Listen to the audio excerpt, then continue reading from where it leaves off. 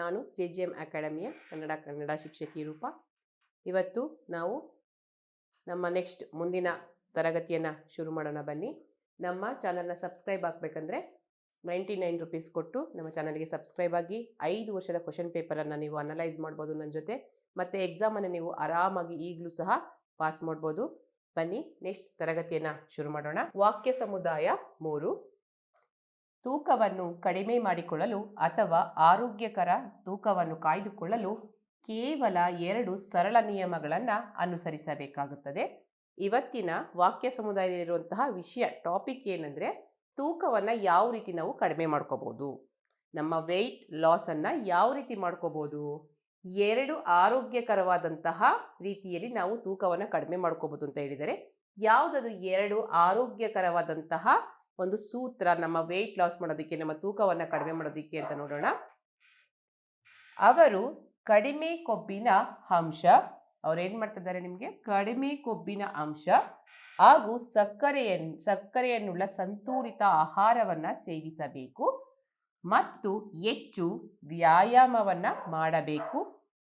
ನೋಡಿ ಏನು ಹೇಳ್ತಿದ್ದಾರೆ ನಿಮಗೆ, ನಿಮ್ಮ ತೂಕವನ್ನು ಕಡಿಮೆ ಮಾಡ್ಕೋಬೇಕಂದ್ರೆ ಫಸ್ಟ್ ನಾವೇನು ಮಾಡಬೇಕು, ಕಡಿಮೆ ಕೊಬ್ಬಿನ ಆಹಾರವನ್ನು, ಅಂದರೆ ನಾವು ಸೇವಿಸುವಂಥ ಆಹಾರದಲ್ಲಿ ಕಡಿಮೆ ಕೊಬ್ಬಿರಬೇಕು, ಆ ಥರ ಪದಾರ್ಥಗಳನ್ನು ಸೇವಿಸಬೇಕು. ಮತ್ತು ಸಕ್ಕರೆ ಅಂಶ ಸಂತುಲಿತವಾಗಿರಬೇಕು. ಸಂತುಲಿತ ಅಂದರೆ ಏನು, ಸಮ ಪ್ರಮಾಣ, ಅಂದರೆ ಜಾಸ್ತಿನೂ ಇರಬಾರ್ದು ಕಡಿಮೆನೂ ಇರಬಾರ್ದು. ನಮ್ಮ ದೇಹಕ್ಕೆ ಎಷ್ಟು ಬೇಕು ಅಷ್ಟು ಸಕ್ಕರೆಯುಳ್ಳಂತಹ ಆಹಾರವನ್ನು ಸೇವಿಸಬೇಕು. ಜೊತೆಗೆ ವ್ಯಾಯಾಮವನ್ನು, ಜೊತೆಗೆ ಏನನ್ನು ಮಾಡಬೇಕಂತ ಹೇಳ್ತಿದ್ದಾರೆ, ವ್ಯಾಯಾಮವನ್ನು ಮಾಡಬೇಕು. ನಿಮಗೆ ಗೊತ್ತಾಯ್ತಾ ಮಕ್ಕಳೇ, ಅವರು ನಮ್ಮ ತೂಕವನ್ನು ಕಡಿಮೆ ಮಾಡ್ಕೊಳ್ಳೋದಕ್ಕೆ ಯಾವ ರೀತಿ ಆಹಾರವನ್ನು ತಿನ್ನಬೇಕು, ಏನು ಮಾಡಬೇಕು ಅಂತ ಹೇಳ್ತಿದ್ದಾರೆ. ನಮ್ಗೆ ಅವ್ರು ಏನು ಹೇಳ್ತಿದ್ದಾರೆ, ಸರಳವಾಗಿ 2 ನಿಯಮಗಳನ್ನು ಹೇಳ್ತಿದ್ದಾರೆ. ಒಂದು, ಕಡಿಮೆ ಕೊಬ್ಬಿನ ಅಂಶಗಳನ್ನು, ಕಡಿಮೆ ಕೊಬ್ಬಿನ ಆಹಾರವನ್ನು ಸೇವನೆ ಮಾಡಬೇಕು. ಮತ್ತು ಸಕ್ಕರೆ ಅದರಲ್ಲಿ ಕಡಿಮೆ ಇರಬೇಕಂದ್ರೆ ಸಂತುಲಿತ ಪ್ರಮಾಣದಲ್ಲಿ, ಜಾಸ್ತಿನೂ ಇರಬಾರ್ದು ಕಡಿಮೆನೂ ಇರಬಾರ್ದು, ಅಂತಹ ಆಹಾರವನ್ನು ಸೇವಿಸಬೇಕು ಅಂತ ಹೇಳ್ತಾರೆ. ಜೊತೆಗೆ ವ್ಯಾಯಾಮವನ್ನು ಹೆಚ್ಚಾಗಿ ಮಾಡಬೇಕು. ಅರ್ಥ ಆಯ್ತಾ ಮಕ್ಕಳ? ನಾವು ತೂಕ ಕಡಿಮೆ ಮಾಡ್ಕೋಬೇಕಂದ್ರೆ ಏನು ಮಾಡಬೇಕು ಅಂತ ಹೇಳ್ತಿದ್ದಾರೆ ನಮಗೆ ನಮ್ಮ ಸ್ಟೋರಿಯಲ್ಲಿ. ಒಂದು, ನಾವು ಕಡಿಮೆ ಕೊಬ್ಬು ಮತ್ತು ಸಕ್ಕರೆಯ ಸಂತುಲಿತ ಆಹಾರವನ್ನು, ಅಂದರೆ ಕಡಿಮೆ ಪ್ರಮಾಣದಲ್ಲಿ ಇರಬಾರ್ದು ಜಾಸ್ತಿ ಪ್ರಮಾಣದಲ್ಲಿ, ನಮ್ಮ ದೇಹಕ್ಕೆ ಎಷ್ಟು ಬೇಕು ಅಷ್ಟು ಕಡಿಮೆ ಕೊಬ್ಬು ಮತ್ತು ಸಕ್ಕರೆಯ ಆಹಾರಗಳನ್ನು, ಸಕ್ಕರೆ ಇರುವಂತಹ ಸಂತುಲಿತ ಆಹಾರವನ್ನು ಸೇವಿಸಬೇಕು. ಜೊತೆಗೆ ವ್ಯಾಯಾಮವನ್ನು ಮಾಡಬೇಕು ಅಂತ ಹೇಳ್ತಿದ್ದಾರೆ. ನೀವು ತೂಕವನ್ನು ಕಡಿಮೆ ಮಾಡಿಕೊಳ್ಳಲು ಉಪವಾಸ ಮಾಡಬೇಕಾಗಿಲ್ಲ.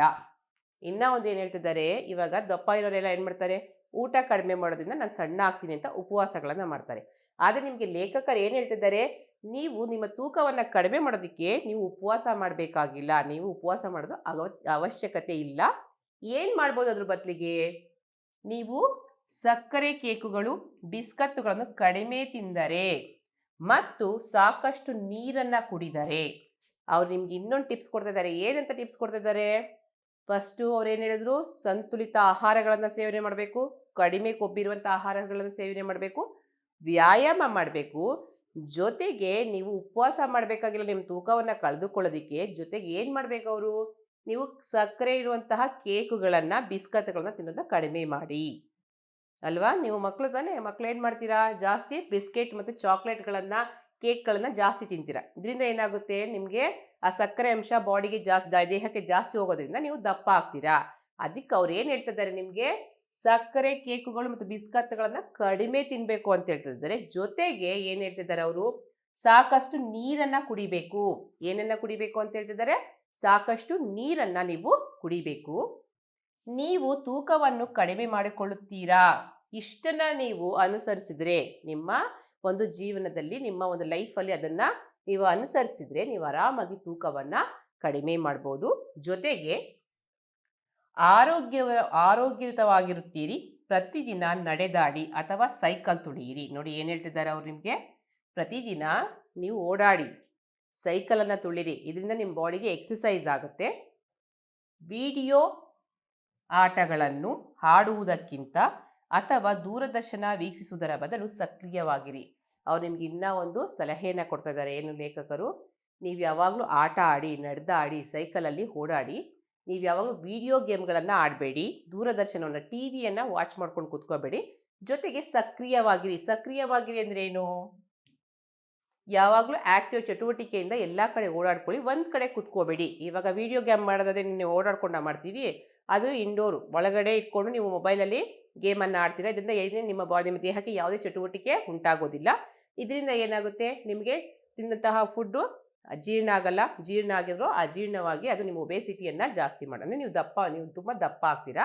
ಅದ್ರ ಬದಲು ನೀವೇನು ಮಾಡಿ, ಓಡಾಡಿ, ನಡೆದಾಡಿ, ಜಾಸ್ತಿ ಸೈಕಲನ್ನು ತುಳೀರಿ ಅಂತ ನಿಮಗೆ ಅವರು ಸಲಹೆಯನ್ನು ಕೊಡ್ತಾ ಇದ್ದಾರೆ. ಮತ್ತು ಹೆಚ್ಚು ಆ್ಯಕ್ಟಿವ್, ಸಕ್ರಿಯವಾಗಿರಿ ಅಂದ್ರೇನು, ಹೆಚ್ಚು ಆ್ಯಕ್ಟಿವ್ ಆಗಿರಿ ಅಂತ. ಸಕ್ರಿಯವಾಗಿರೋದಕ್ಕೆ ಆಪೋಸಿಟ್ ಏನು, ನಿಷ್ಕ್ರಿಯ, ಅಂದರೆ ಏನು ಕೆಲಸ ಮಾಡಲ್ಲ ಅಂತ. ನಿಮಗೆ ಅವ್ರು ಏನು ಹೇಳ್ತಾರೆ, ನಿಷ್ಕ್ರಿಯವಾಗಿರಿ ಅಂತ ಹೇಳ್ತಿಲ್ಲ, ಸಕ್ರಿಯವಾಗಿರಿ. ವಿಡಿಯೋ ಗೇಮನ್ನು ನೋಡೋದನ್ನ ಬಿಡಿ, ಮತ್ತು ದೂರದರ್ಶನ ವೀಕ್ಷಿಸುವ ಬದಲು ನೀವು ಏನು ಮಾಡಬೇಕು, ಸಕ್ರಿಯವಾಗಿ, ಅಂದರೆ ಚಟುವಟಿಕೆಯಿಂದ ಎಲ್ಲ ಕಡೆ ಓಡಾಡ್ಕೊಂಡಿರಿ ಅಂತ ಅವ್ರು ನಿಮ್ಗೆ ಹೇಳ್ತಿದ್ದಾರೆ. ನಮ್ಮ ಇವತ್ತಿನ ಸ್ಟೋರಿ ವಾಕ್ಯ ಸಮುದಾಯದಲ್ಲಿ ಯಾವುದ್ರ ಬಗ್ಗೆ ಇದೆ, ನಮ್ಮ ಟಾಪಿಕ್ಕು ತೂಕವನ್ನು ಯಾವ ರೀತಿ ಕಡಿಮೆ ಮಾಡ್ಕೋಬೇಕು ಅನ್ನೋದ್ರ ಬಗ್ಗೆ ಇದೆ. ಯಾವ ರೀತಿ ಕಡಿಮೆ ಮಾಡ್ಕೋಬೇಕು ಅಂತ ಹೇಳ್ತಿದ್ದಾರೆ ಅವರು, ಒಂದು ಕಡಿಮೆ ಕೊಬ್ಬಿನ ಆಹಾರವನ್ನು ಸೇವನೆ ಮಾಡಬೇಕು, ಜೊತೆಗೆ ಸಕ್ಕರೆ ಕಡಿಮೆ ಇರುವಂತಹ ಆಹಾರವನ್ನು ಸೇವನೆ ಮಾಡಬೇಕು, ವ್ಯಾಯಾಮವನ್ನು ಮಾಡಬೇಕು, ಉಪವಾಸ ಮಾಡುವಂಥ ಅಗತ್ಯ ಇಲ್ಲ. ಉಪವಾಸ ಮಾಡೋದರ ಬದಲು ಬಿಸ್ಕತ್ಗಳು, ಅಂದರೆ ಸಕ್ಕರೆ ಇರುವಂತಹ ಬಿಸ್ಕತ್ ಮತ್ತು ಕೇಕ್ಗಳನ್ನು ಕಡಿಮೆ ತಿನ್ನಿ. ಜೊತೆಗೆ ಅವ್ರು ಏನು ಮಾಡಿ ಅಂತ ಹೇಳ್ತಿದ್ದಾರೆ, ನಡೆದಾಡಿ ಮತ್ತು ಸೈಕಲನ್ನು ತುಳಿಯಿರಿ. ಜೊತೆಗೆ ಆಟಗಳನ್ನು, ನೀವು ಮೊಬೈಲ್ ಗೇಮ್ಗಳನ್ನು ಬಿಟ್ಟು ಮೊಬೈಲಲ್ಲಿ, ಅಂದರೆ ಫೀಲ್ಡಲ್ಲಿ ಆಟಗಳನ್ನು ಆಡಿ ಯಾವಾಗಲೂ ಸಕ್ರಿಯವಾಗಿರಿ ಅಂತ ನಿಮಗೆ ಹೇಳ್ತಾ ಇದ್ದಾರೆ. ಇದಕ್ಕೆ ಸಂಬಂಧಪಟ್ಟಂತೆ ಯಾವ ಪ್ರಶ್ನೆಗಳನ್ನು ನಿಮಗೆ ಪರೀಕ್ಷೆಯಲ್ಲಿ ಕೇಳ್ತಾರೆ, ಯಾವ ರೀತಿ ಪ್ರಶ್ನೆಗಳನ್ನು ಕೇಳ್ತಾರೆ, ನಾವು ಹೇಗೆ ಆರೋಗ್ಯಯುತವಾಗಿರಬಹುದು, ಅವರು ನಿಮಗೆ ಏನಂತ ಕ್ವಶನ್ ಕೇಳ್ತಿದ್ದಾರೆ, ನಿಮ್ಮ ವಾಕ್ಯ ಸಮುದಾಯಕ್ಕೆ ಸಂಬಂಧಪಟ್ಟಂತೆ ನೀವು ಆರೋಗ್ಯವಾಗಿರಬೇಕು ಅಂದರೆ ಯಾವ ಥರ ಇರಬಹುದು. ನಮ್ಮ ವಾಕ್ಯ ಸಮುದಾಯದಲ್ಲಿ ನೀವು ಏನೇ ಯೋಚನೆ ಮಾಡುವಾಗ್ಲೂ ಇಲ್ಲಿ ಇರುವಂಥ ಆಪ್ಷನ್ಸ್ಗಳನ್ನು ನೀವು ಜನರಲಾಗಿ ಏನನ್ನು ಯೋಚನೆ ಮಾಡಬಾರ್ದು. ಇಲ್ಲಿ ನಿಮಗೆ ಅಷ್ಟು ಆಪ್ಷನ್ಸು ಅದಕ್ಕೆ ರಿಲೇಟೆಡ್, ಅಂದರೆ ಈ ಕ್ವಶನ್ಸ್ಗೆ ರಿಲೇಟೆಡ್ ಇರುತ್ತೆ.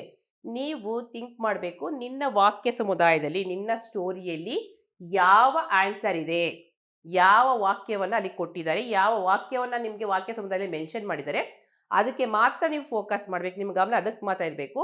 ನಿಮಗೆ ಈ ಆನ್ಸರ್ಗೆ ರಿಲೇಟೆಡ್ ಆಗುವಂತಹ ಆನ್ಸರ್ಸ್ಗಳನ್ನೇ ನಿಮಗೆ ಆಯ್ಕೆಗಳಲ್ಲಿ ಕೊಟ್ಟಿರ್ತಾರೆ.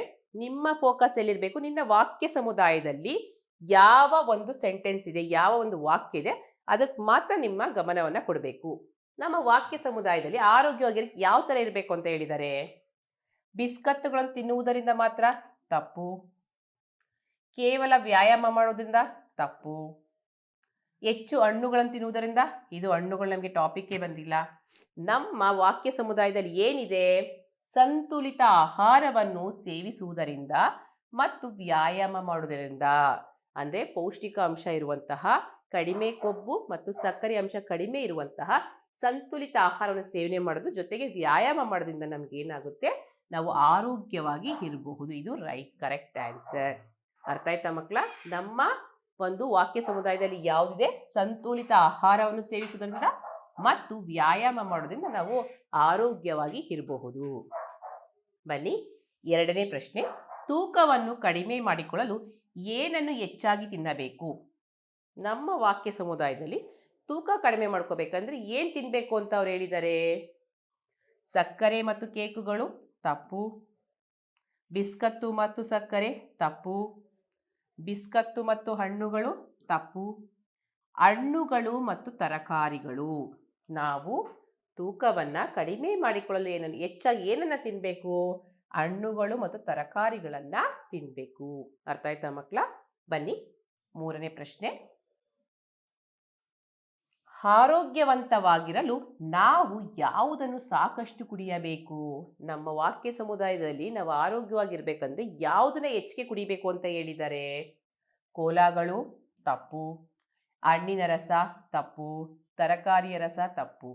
ಏನನ್ನ ಹೆಚ್ಚಾಗಿ ಕುಡಿಬೇಕಂತ ಹೇಳಿದ್ದಾರೆ, ನೀರನ್ನು ಹೆಚ್ಚಾಗಿ ಕುಡಿಬೇಕು ಅಂತ ಹೇಳಿದ್ದಾರೆ. ಅರ್ಥ ಆಯ್ತಾ ಮಕ್ಕಳ? ನಿಮ್ಮದೇನಿದ್ರು ಇದೆಲ್ಲ ಕರೆಕ್ಟ್ ಆನ್ಸರಾ? ಹಣ್ಣಿನ ರಸ, ತರಕಾರಿ ರಸ, ಕೋಲಾಗಳು, ಇದು ಯಾವುದು ನಮ್ಮ ವಾಕ್ಯ ಸಮುದಾಯದಲ್ಲಿ ಬಂದಿಲ್ಲ. ನಮ್ಮ ವಾಕ್ಯ ಸಮುದಾಯದಲ್ಲಿ ಬಂದಿರೋದು ಯಾವುದು, ನೀರನ್ನು ಹೆಚ್ಚಾಗಿ ಕುಡಿಬೇಕು ಅಂತ ಹೇಳಿದ್ದಾರೆ. ನಾವು ನಮ್ಮ ವಾಕ್ಯ ಸಮುದಾಯದಲ್ಲಿ ಯಾವುದರ ಬಗ್ಗೆ ಹೇಳಿದ್ದಾರೆ ಲೇಖಕರು, ಅದರ ಬಗ್ಗೆ ಮಾತ್ರ ಗಮನ ಹರಿಸಬೇಕು. ಅರ್ಥ ಆಯ್ತಾ? ಬನ್ನಿ, ನಾಲ್ಕನೇ ಪ್ರಶ್ನೆ, ಎಲ್ಲರಿಗೂ ಉತ್ತಮ ವ್ಯಾಯಾಮ ಯಾವುದು. ಎಲ್ರಿಗೂ ಉತ್ತಮವಾದಂತಹ ವ್ಯಾಯಾಮ ಯಾವುದು? ನಡೆಯುವುದು ಮತ್ತು ಸೈಕಲ್ ತುಳಿಯುವುದು, ಗಾಳಿಪಟ ಹಾರಾಟ, ವಿಡಿಯೋ ಆಟಗಳನ್ನು ಆಡುವುದು, ದೂರದರ್ಶನ ವೀಕ್ಷಿಸುವುದು. ನೋಡಿ ಮಕ್ಕಳ, ದೂರದರ್ಶನ ಅವರು ವೀಕ್ಷಣೆ ಮಾಡಬಾರ್ದು ಅಂತ ಹೇಳಿದ್ದಾರೆ. ನಮ್ಮ ವಾಕ್ಯ ಸಮುದಾಯದಲ್ಲಿ ವಿಡಿಯೋ ಆಟಗಳನ್ನು ಆಡಬಾರ್ದು ಅಂತ ಹೇಳಿದ್ದಾರೆ. ಗಾಳಿಪಟನ ನಮಗೆ ಬಂದೇ ಇಲ್ಲ ಈ ಟಾಪಿಕ್. ಗಾಳಿಪಟದ್ದು ನಮಗೆ ಟಾಪಿಕ್ಕೇ ಬಂದಿಲ್ಲ. ನಮ್ಮ ಟಾಪಿಕಲ್ಲಿ ಎಲ್ರಿಗೂ ಉತ್ತಮವಾದಂಥ ವ್ಯಾಯಾಮ ಯಾವುದು ಅಂತ ಹೇಳಿದರೆ ನಡೆಯುವುದು ಮತ್ತು ಸೈಕಲ್ ತುಳಿಯುವುದು. ನಿನ್ನ ವಾಕ್ಯ ಸಮುದಾಯದಲ್ಲಿ ಯಾವ ಆನ್ಸರನ್ನು ಲೇಖಕರು ಕೊಟ್ಟಿರ್ತಾರೆ ಅದಕ್ಕೆ ಮಾತ್ರ ನೀನು ಫೋಕಸನ್ನು ಮಾಡಬೇಕು. ಬೇರೆದ್ರ ಬಗ್ಗೆ ನಾವು ಯೋಚನೆ ಮಾಡಬಾರ್ದು. ನನ್ನ ವಾಕ್ಯ ಸಮುದಾಯದಲ್ಲಿ ಏನಿದೆ ಆನ್ಸರು? ನಡೆಯುವುದು ಮತ್ತು ಸೈಕಲ್ ತುಳಿಯುವುದು. ಇದು ಮಾತ್ರ ಇದೆ. ಇದನ್ನು ನಾವು ಆಯ್ಕೆ ಮಾಡಿದ್ದೀವಿ. ಮುಂದಿನ ಪ್ರಶ್ನೆ, ಸಕ್ರಿಯ ಪದದ ವಿರುದ್ಧ ಅರ್ಥ ನೀಡುವ ಪದ ಯಾವುದು? ಅಂದರೆ ಸಕ್ರಿಯಕ್ಕೆ ಆಪೋಸಿಟ್ ವರ್ಡ್ಸ್ ಅಂದರೆ ವಿರುದ್ಧ ಪದ ಯಾವುದು? ಸಕ್ರಿಯ ಅಂದ್ರೇನು? ಚಟುವಟಿಕೆಯಿಂದ ಎಲ್ಲ ಕಡೆ ಇರೋದು. ಅದಕ್ಕೆ ಆಪೋಸಿಟ್ ಏನು ಬರಿಬೇಕು ನೀನು? ಅದರಿಂದ ನಡೆದಾಡೋದಿಲ್ಲ, ಒಂದು ಕಡೆ ಕುತ್ಕೋತೀನಿ ಅನ್ನೋದನ್ನು ಸೂಚಿಸಬೇಕು. ಯಾವುದದು? ಮಂದ, ಇದು ತಪ್ಪು. ಆಸಕ್ತಿಕರ ತಪ್ಪು. ಶಕ್ತಿಯುತ ತಪ್ಪು. ಸಕ್ರಿಯ, ನಿಷ್ಕ್ರಿಯ. ಸಕ್ರಿಯ ಅಂದ್ರೇನು? ನಾನು ಎಲ್ಲ ಕಡೆ ಚಟುವಟಿಕೆಯಿಂದ ಓಡಾಡ್ಕೊಂಡಿರೋದು. ನಿಷ್ಕ್ರಿಯ ಅಂದ್ರೇನು? ನಾನು ಎಲ್ಲೂ ಓಡಾಡಲ್ಲ, ಒಂದು ಕಡೆ ಸುಮ್ಮನೆ ಕುತ್ಕೋತೀನಿ ಅಂತ. ಅರ್ಥ ಆಯ್ತಾ? ಈಗ ಸಕ್ರಿಯಾಗಿ ಆಪೋಸಿಟ್ ವರ್ಡ್ ಯಾವುದು? ನಿಷ್ಕ್ರಿಯ. ಇಲ್ಲಿಗೆ ಇವತ್ತಿನ ತರಗತಿ ಮುಗಿತು ಮಕ್ಕಳ. ನಮ್ಮ ಚಾನಲನ್ನು ನೀವು ಸಬ್ಸ್ಕ್ರೈಬ್ ಆಗಬೇಕು. ನಮ್ಮ ಚಾನಲ್ಗೆ ನೀವು ಬರಬೇಕಂದ್ರೆ 99 ರೂಪೀಸ್ ಕೊಟ್ಟು ಸಬ್ಸ್ಕ್ರೈಬ್ ಆಗಿ ನಮ್ಮ ಕ್ಲಾಸ್ಗಳನ್ನು ಅಟೆಂಡ್ ಮಾಡಿ 5 ವರ್ಷದ ಕ್ವಶನ್ ಪೇಪರ್ಗಳನ್ನು ನನ್ನ ಜೊತೆ ನೀವು ಅನಲೈಸ್ ಮಾಡ್ಬೋದು. ಆರಾಮಾಗಿ ನಿಮ್ಮ ಎಕ್ಸಾಮನ್ನು ನೀವು ಪಾಸ್ ಮಾಡ್ಬೋದು.